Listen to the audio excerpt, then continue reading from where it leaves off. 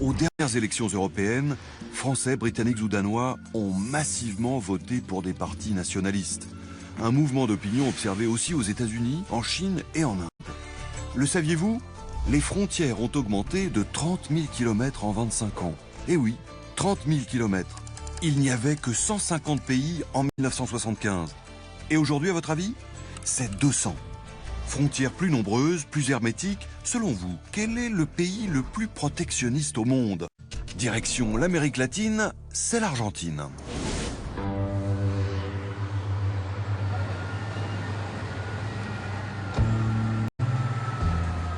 Les containers sont arrivés par bateau.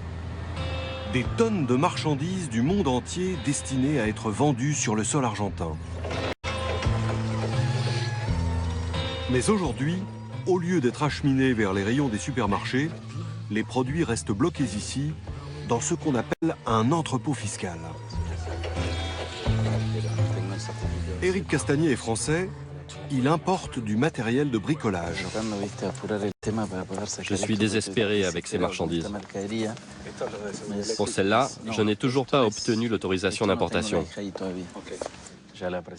Depuis 3 ans, il ne peut rien vendre sans l'aval du gouvernement. Pour gagner du temps, il fait tout de même venir la marchandise, mais avec le risque qu'elle reste consignée dans l'entrepôt. En début d'année, on a eu plus de 2 millions de dollars de marchandises bloquées dans ce dépôt. Ça fait de l'argent. Ouais. Ça fait beaucoup d'argent. Ça, c'est ma palette? Ah, super. Enfin, la patience d'Éric est récompensée. Il récupère 20 palettes de meuleuses. Il les attendait depuis des semaines. Oui, ça, c'est une marchandise qui a été libérée. On a la licence d'importation et je dois juste vérifier que c'est bien celle qui correspond. Cette marchandise, vous l'attendiez depuis combien de temps? Celle-ci en particulier a dû être ici au moins 3 mois, je pense. Le Français n'est pas le seul importateur dont les colis prennent la poussière. Le patron des lieux, Miguel Dodero, n'avait jamais eu sous surveillance autant de marchandises. On a de tout ici. Des produits d'hygiène féminine, des couches, des produits électriques. Ces couches, par exemple, peuvent rester bloquées ici des jours, des semaines, des mois. Tout dépend si la marque obtient ou non l'autorisation d'être importée. Et c'est loin d'être automatique. Des licences délivrées au compte-gouttes par le gouvernement. En quelques années, l'Argentine est devenue le pays le plus protectionniste au monde. Pour comprendre ce repli, il faut remonter en 2001, l'année où le pays bascule dans la faillite. Plus aucun organisme international ne veut prêter d'argent. Pour avoir des devises, l'Argentine doit vendre plus qu'elle n'achète. Une femme va alors incarner une nouvelle politique, c'est Cristina Kirchner. Élue présidente en 2007, elle veut reprendre la main sur l'économie. Taxes, nationalisation, elle va jusqu'à exproprier Repsol, l'entreprise qui exploitait les sous-sols du pays. Ce pétrole, c'est le premier pétrole argentin. L'économie est encadrée et les importations sévèrement contrôlées. Quels sont les effets sur l'emploi de cette fermeture des frontières? Quelles conséquences dans la vie quotidienne des Argentins? Ce protectionnisme tout azimut a-t-il tenu ses promesses? Dans les rues de Buenos Aires, la fermeture des frontières a des conséquences très concrètes. Les enseignes locales ont remplacé Calvin Klein et Armani. Dans les boutiques de téléphonie, plus d'iPhone, mais des portables produits en Argentine. En 3 ans, 40 multinationales ont quitté le pays et certains produits commencent à manquer. José est à la tête d'une petite entreprise de fenêtres. Il gagne bien sa vie. Suffisamment pour s'offrir 2 voitures. Mais l'une d'entre elles est immobilisée depuis 2 mois. Salut Léo, comment ça va? Son garagiste n'arrive pas à importer la pièce qu'il faut pour la réparer. Qu'est-ce que ça donne la pièce de ma voiture? Rien. Tu l'as pas reçue? Et dans combien de temps tu l'auras alors? 30 jours, 60 jours. Et pendant ce temps-là, j'ai pas de voiture. Tu vois, pour cette BM non plus, j'arrive pas à importer la pièce qui me manque pour l'allumage. Et tu penses que tu l'auras quand? Je sais pas. J'ai appelé les douanes, ils m'ont dit 20 jours, 1 mois, ils savent pas. Et celle-là? Pour celle-là, ce qui me manque, c'est une pièce électronique qui n'a jamais été fabriquée dans le pays. Mais il n'y a pas que pour les voitures que le garagiste manque de pièces de rechange. T'en es où avec ta prothèse? Tu n'es toujours pas opéré? Non, parce qu'elle n'était pas disponible. Et qu'est-ce qui manquait? Les clous en titanium et une autre pièce dont avait besoin le chirurgien, introuvable dans le pays. Ça a de quoi mettre en colère. Parce qu'il n'y a pas que les prothèses qui manquent. Il y a des traitements anti-cancer, des seringues, des pièces pour les voitures, des pièces détachées pour les machines. Il manque des choses de première nécessité, d'autres plus accessoires. Moi, j'ai pu me payer une voiture, pourquoi est-ce que je ne peux pas la faire réparer? Des mesures qui tournent à l'absurde, l'Argentine n'en manque pas. En ce moment, un Argentin ne peut pas recevoir plus de 2 colis venant de l'étranger par an. Encore un autre exemple de ce protectionnisme outrancier qui gouverne l'économie du pays. Selon l'Organisation mondiale du commerce, Buenos Aires a mis en place près de 700 barrières aux échanges depuis 2008. Un record mondial. Alors bien sûr, tout cela favorise la production nationale, mais ça entretient aussi la pénurie de nombreux produits. Et ça fait monter les prix. L'inflation, le mal endémique de l'Argentine, fait valser les étiquettes et ça n'est pas la famille de José qui va dire le contraire.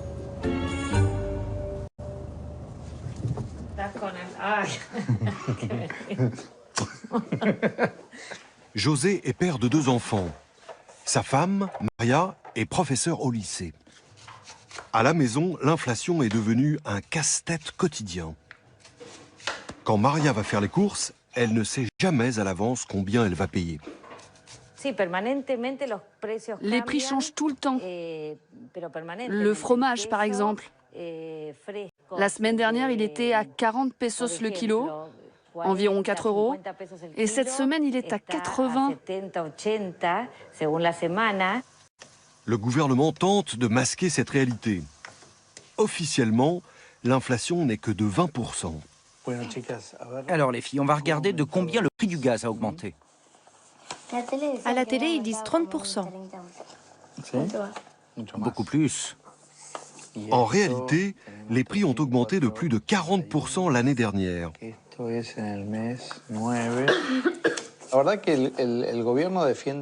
Le gouvernement donne un chiffre officiel. Mais quand on étudie vraiment ce qu'on paie mois après mois, ça ne coïncide pas du tout. Chaque année, j'ai plus de mal à payer l'école de mes enfants, l'électricité, le gaz, l'assurance maladie. Il y a 6 ans, je travaillais moins et j'étais plus à l'aise à la fin du mois.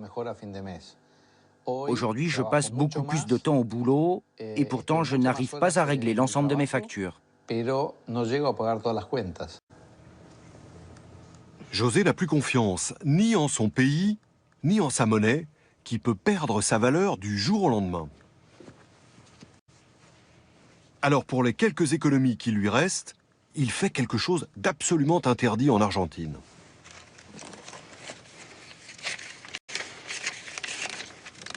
Je garde des dollars chez moi. C'est illégal. On n'a pas le droit de changer nos pesos en dollars. Mais c'est mieux pour vous d'avoir des dollars ? Oui, c'est la seule manière de pouvoir conserver la valeur de mon argent. On ne peut pas en demander aux banques, mais il y a un marché noir.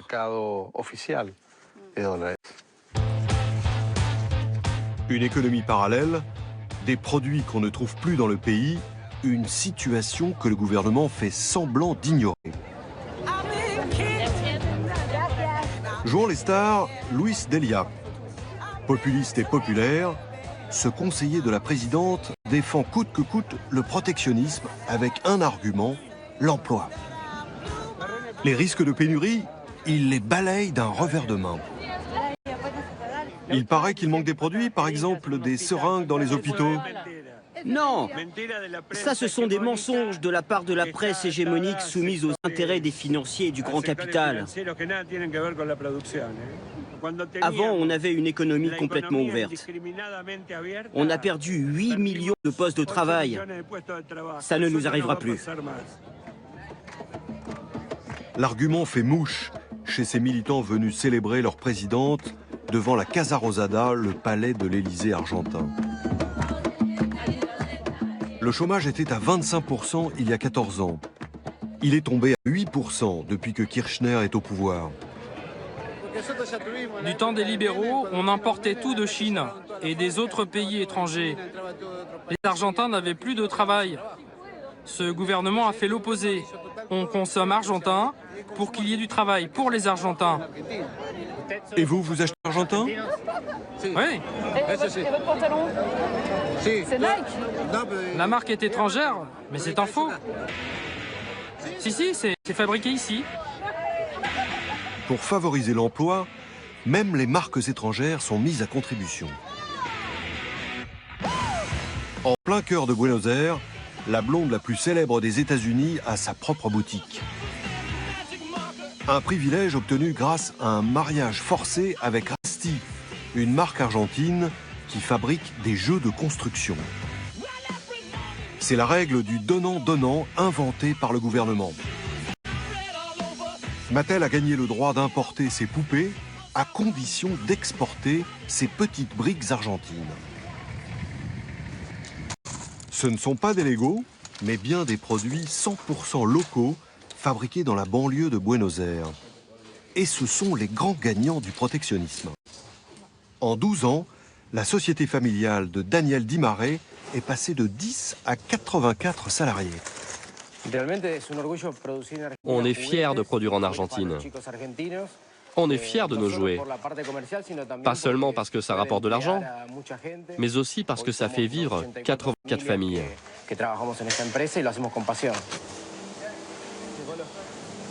Le blocage des importations a permis à la société de se débarrasser d'une partie de la concurrence. Elle est devenue leader sur le marché national et gagne du terrain dans toute l'Amérique latine. Alors forcément, la fermeture des frontières n'a ici que des supporters. Comme Angèle, un ouvrier dont l'emploi a été sauvé de justesse. Le protectionnisme, c'est une bonne mesure pour l'Argentine. Ça nous permet d'avoir du travail grâce à ces jouets qu'on produit. Les importations, pour nous, c'est synonyme de chômage.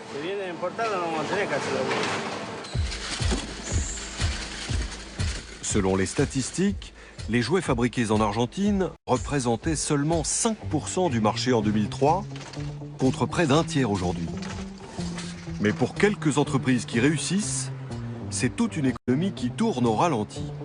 8% de croissance il y a 8 ans et 1% seulement aujourd'hui. La fermeture des frontières a aussi ses effets pervers. Lassés d'attendre leurs marchandises, agacés par les décisions discrétionnaires, certains patrons n'hésitent plus à avoir recours à la corruption. Un importateur argentin a accepté de nous en parler sous couvert d'anonymat. Je vous confirme que je paye des pots de vin pour pouvoir importer ma marchandise, c'est vrai. Oui, À qui est-ce que vous payez et combien ça représente par rapport à votre marchandise en pourcentage? Je ne connais pas directement la personne, je ne connais même pas son nom. Mais je sais qu'elle a un poste haut placé au ministère du Commerce. Moi, je verse entre 12 et 15% de la valeur de la marchandise, en espèces. Et c'est une pratique qui est courante? Aujourd'hui, à cause de toutes les restrictions qui existent pour faire venir les produits, oui. Je connais beaucoup de gens qui payent des pots de vin pour importer.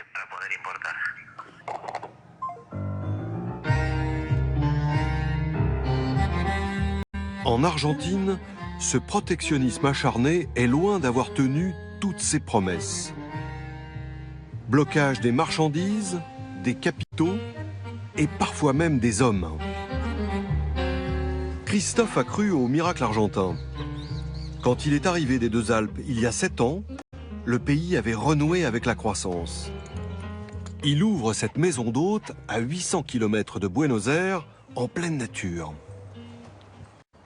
On a des cerisiers, des pruniers, des abricotiers. On a à peu près tous les fruits que vous pouvez imaginer. Quand je passe mon portail, je m'estime chanceux d'avoir une telle propriété.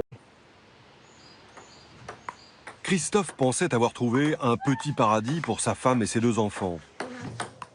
Mais malgré le succès de son gîte, il subit lui aussi l'inflation. Son pouvoir d'achat s'effondre et son moral avec. Je suis plus qu'abattu en ce moment, oui, ça c'est sûr. Ouais. Moi j'essaye de me projeter dans le futur et je me dis finalement, quel est leur futur dans ce pays? Christophe envisage de vendre son bien. Mais le comble, c'est que ça ne lui permettrait pas de recommencer une nouvelle vie en France. Depuis 3 ans, sortir de l'argent du pays est interdit. Au jour d'aujourd'hui, je vends mon complexe, je ne peux pas rapatrier l'argent.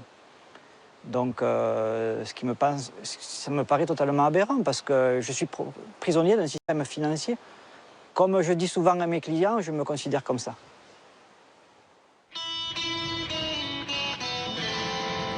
Pieds et poings liés, c'est le sort des habitants du pays le plus protectionniste du monde.